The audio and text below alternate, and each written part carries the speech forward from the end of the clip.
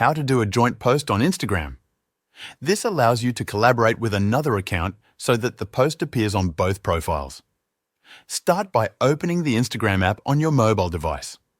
On the home page, you will see a plus icon at the bottom center of the screen.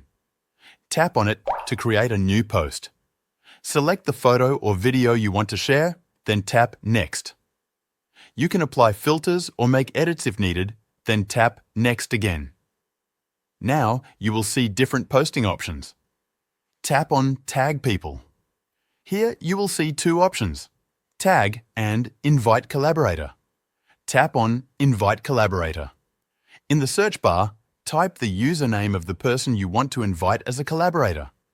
Select their account from the list, then tap Done. This sends them an invitation to be part of the joint post. If they accept the request, the post will appear on both your profile and theirs. After adding the collaborator, complete your post by adding a caption, location, or hashtags if needed.